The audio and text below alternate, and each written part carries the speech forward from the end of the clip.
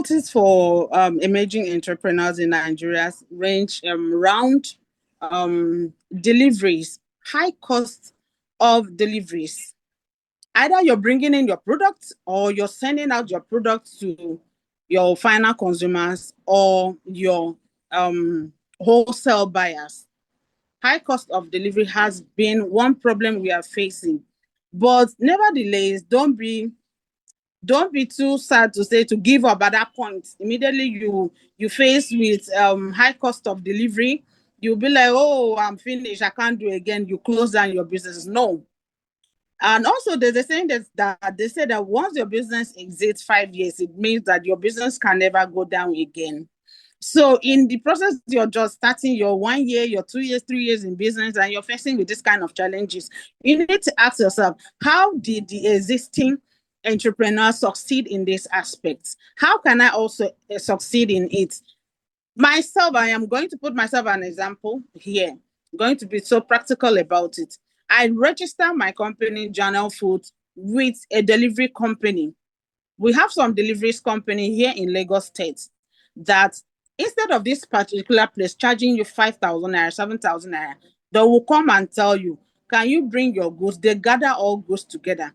I am charging you 3,000 naira.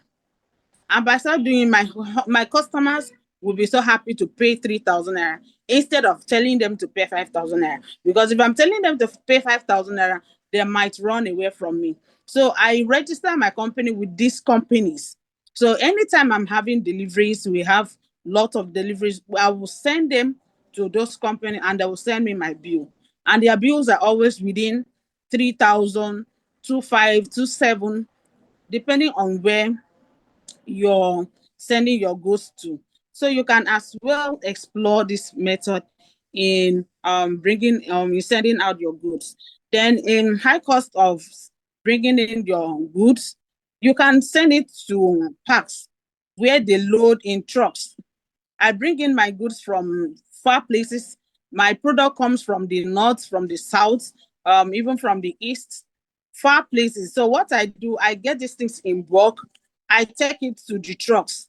They will send it from the trucks for me. So if normal commercial buses are charging 15,000 naira to deliver to Lagos State, bigger buses or bigger trucks will charge you the rate of 500 naira, 1,500, 1,000 naira, 3,000 naira, depending on the volume of your goods. So this has really helped me a lot. Another problem we are facing is high cost of electricity in Nigeria. Even with this, you can still overcome it. Recharge your meter and see how you can use it. When you finish your production, you switch off your lights. When you want to produce again, you on your lights. And we also have an increase in government taxations, government regulatory agencies like the NAFDAC. As a business person, that's why I said you need to belong to a community. We have communities like the Kabila Club. We have communities like the Kabila Strategy Club. You can belong to it. They can help you in making sure that you succeed in a particular thing that you're finding difficulty in it. Myself, I belong to so many communities that helped in one thing or the other. Like we have here the government levies, local government levies, and federal government taxations, NAFDAC, SONS, and the likes. I belong to communities like Maba. In Maba, we are communities of over 1,000 women, business women in that platform. So what we do, if we are registering for NAFDAC now, they will announce it that everybody that wants to register for NAFDAC, Maba has partnered with NAFDAC, and then they are going to reduce the sum of the registration. If you're standing alone on your own to register for NAFDAC, in fact, you will close your business, you want to run away. But if you're going through this platform like the Maba community, they will bring group women, 100 women at a time, 50 at a go, and then you can pay a subsidized rate.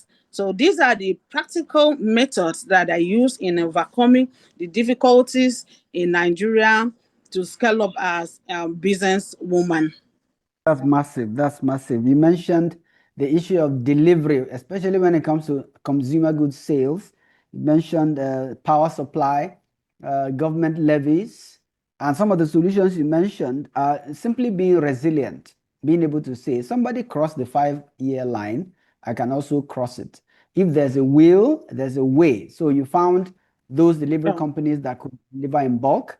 You also found communities that could help you engage government as a unit, like MABA, and communities that could help you brainstorm your business, like Kabila, the strategy community, and so forth.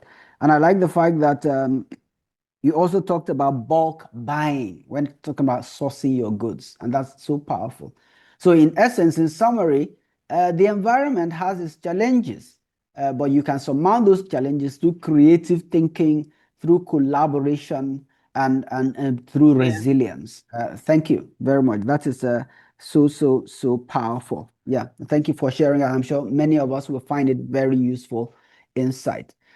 Okay, let's talk a bit more about capital and how you manage to accelerate your growth. Before I mention that, I recall that we met at the Africa SME Assembly, and I think that goes back to the conversation you mentioned about making sure you participate in such entrepreneurial programs, whether they are paid or free, and that's very very insightful. Maybe you'll touch on that a bit more later, but I also wanted to ask about how you manage capital in terms of that growth, gaining traction, right? And you tell us about the loan you got and the nuances around the loan, what people told you about loans, difficulties you face making profit and being able to pay loans off from profit, the time period you had, and everything around how you eventually